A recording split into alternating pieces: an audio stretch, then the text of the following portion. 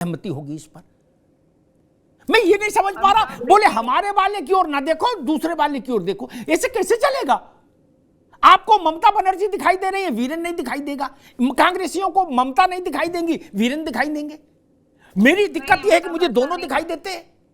ऐसा नहीं है अमिताभ, मेरे साथ ऐसा नहीं है कि मेरे को वीरेन नहीं दिखाई दे रहे हैं। मैंने कहा जांच चल रही है, सामने सबके आएगा। महिलाओं को, ऐसी सरकारों को वोट करना बंद कर देना चाहिए जहां उन्हें लगता है कि महिला सम्मान नहीं हो रहा है।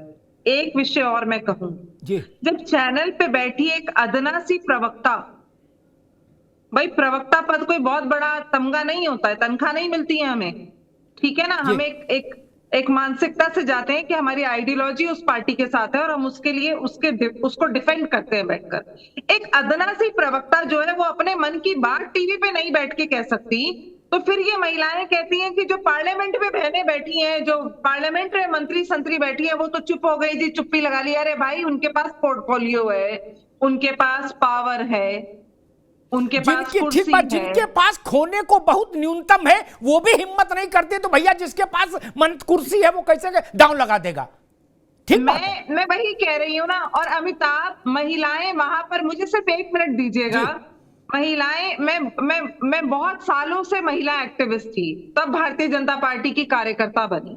मुझे आज भी दुख होता है जब मैं निर्भया देखती हूँ, मुझे आज भी दुख होता है जब मैं देखती हूँ कि छोटी छोटी बच्चियां जो है वो इस तरीके से वायलेंस सह रही हैं। मैं कह रही हूँ हम अपने पद को, मैं आज भी भारतीय जनता पार्टी की नेता हूँ, महिला मोर्चा की महामंत्री हूँ दिल्ली की, पर यह कहने का दम रखती हूँ कि हमारी सरकार में भी गलत हुआ है और उसकी जांच होनी चाहिए और सारे नपने चाहिए। कैसे पुलिस 1-2 महिलाओं को पकड़ के एक मौत को दे देगी?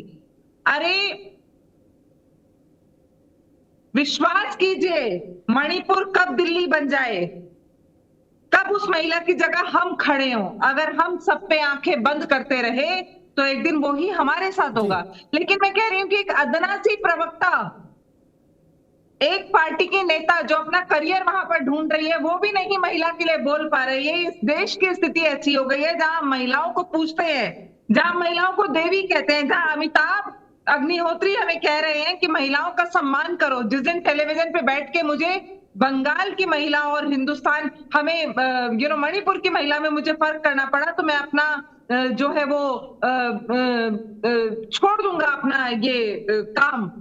आप ये कहने की हिम्मत रखते हैं, लेकिन हम महिला होकर ये कहने की हिम्मत नहीं रखते कि अगर बंगाल पे चर्चा हो तो मणिपुर पे भी चर्चा हो, बिल्कुल, अगर राजस्थान पे चर्चा हो तो यूपी पे भी चर्चा हो, क्यों ना हो? जी बिल्कुल ठीक है टीना जी। प्रियंका जी, और ये बात कहते हुए मेरी आंखों में आंसू हैं, क्योंकि मैं समझती हूँ कि देखिए, हम ये समझ ही नहीं पा रहे कि जिन पॉलिटिकल पार्टियों में आज हम हैं, कल हम उस पद पे होंगे नहीं होंगे, पर अपनी आत्मा मार के बैठना और चर्चा करना, क्या आप आज का दिन जी पा रही हैं? मैं तो नहीं जी पा रही हूं, मैं तो नहीं जी पा रही हूं।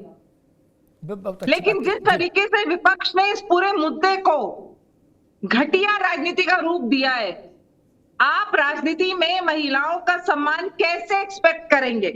कांग्रेस ने क्या विमेन रिजर्वेशन बिल पास कर दिया था? मैं पूछना चाहती हूं आपसे, कर दिया था? अब ये कहेंगे बीजेपी ने कर दिया क्या? यही सुनने के लिए हम टेलीविजन पे बैठे हैं, यही सुनते हैं हम। जैसे ही मैंने कुछ बोला, ये वहां से कूद के बोल पड़े कि तुम्हारे प्रदेश में ये हुआ।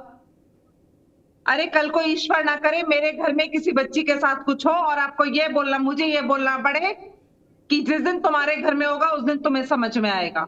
उस स्थिति में देश को मत लाइए। हम महिलाएं हैं। ठीक, प्रियंका जी, वही मसला, पार्टियां आएंगी जाएंगी, चुनाव जीत हार चलती रहेगी, लेकिन कम से कम इस बात पर एक राय बननी चाहिए।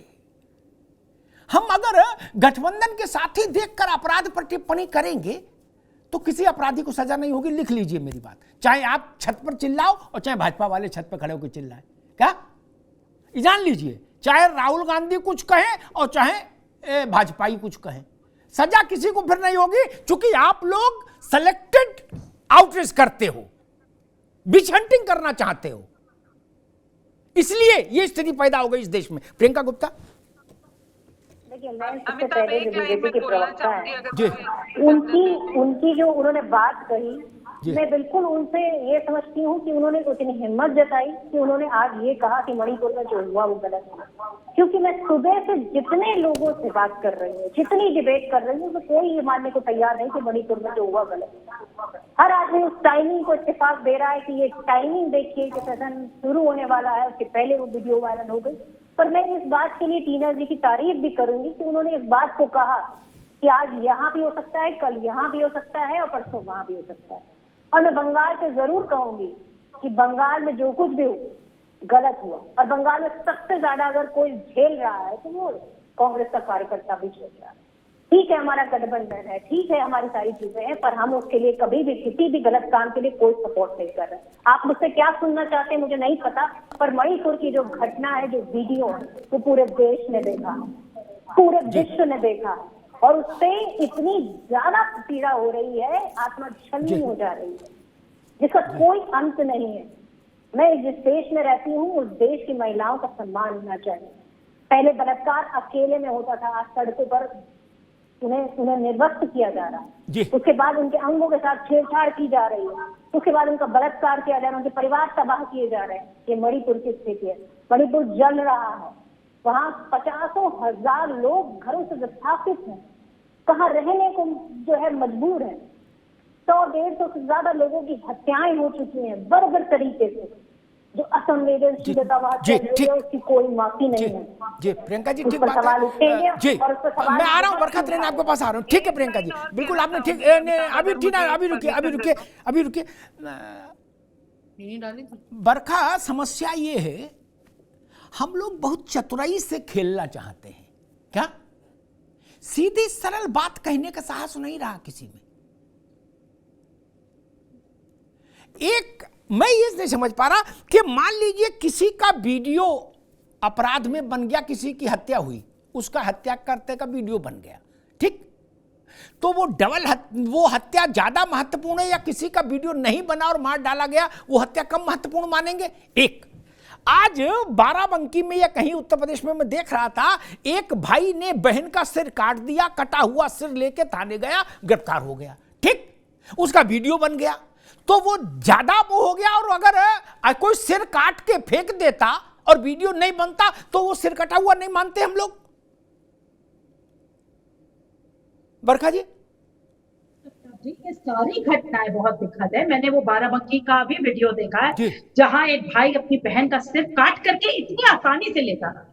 तो ये घटनाएं अगर वीडियो नहीं भी बने तो उतनी ही दुखद है।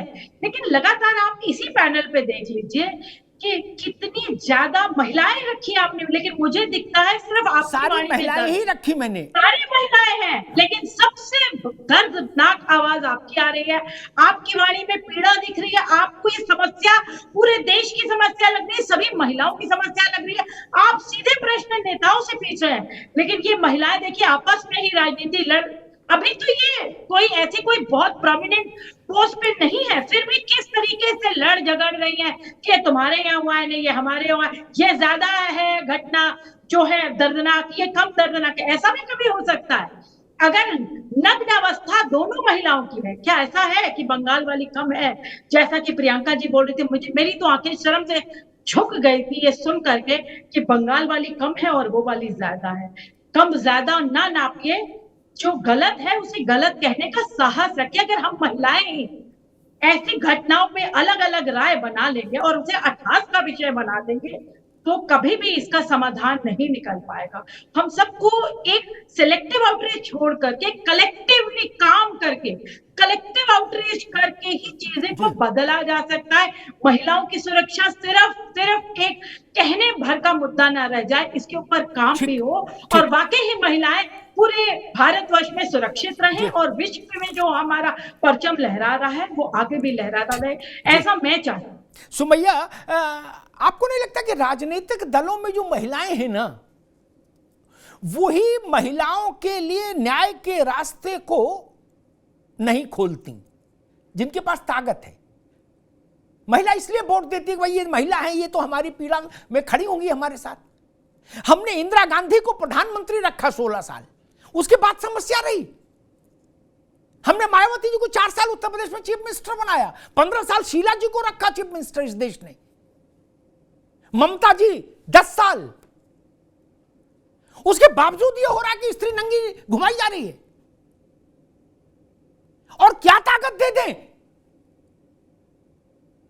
मैं समझ नहीं पा रहा। आपको ये रहता है सपा बसपा कांग्रेस भाजपा हर महिला ये चाहती है कि हमारा जो पुरुष बॉस है वो नाराज ना हो जाए कहीं मेरी लाइन से। क्या इस डर को छोड़ दीजिए। आप डरेंगी तो कौन आवाज बुलंद करेगा? सुमैया राणा। बिल्कुल सर, ये आपने बहुत अच्छी बात कही और मैं आपकी बात से बिल्कुल इत्तेफाक रखती हूँ।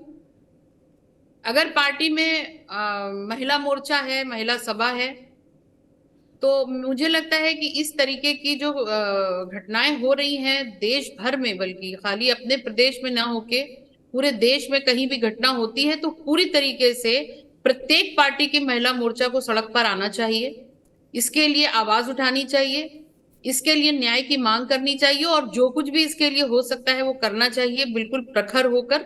ये हम सब की मुश्तरका जिम्मेदारी है और मुझे लगता है प्रत्येक पॉलिटिकल पार्टीज के जो शीर्ष नेतृत्व है उसके लिए पूरी आजादी उस महिला मोर्चा को भी देनी चाहिए कि वो पूरी तरीके से प्रखर होकर आवाज उठा सके। मैं एक हाइपोथेटिकल बात कहता हूं, पूर्व के उदाहरण है, उदाहरण नहीं दूंगा और बिटरनेस बढ़ जाएगी। हाइपोथेटिकल समझ लीजिए, किसी पार्टी का पुरुष नेता बलात्कार में पकड़ा गया, ठीक? प्रियंका जी, उस पार्टी की महिला मोर्चा उसके खिलाफ बयान भी जारी नहीं करती है, मोर्चा लेना तो छोड़ दीजिए, नहीं, फिर महिलाओं का सम्मान कैसे बहाल होगा? कौन करेगा सम्मान बहाल?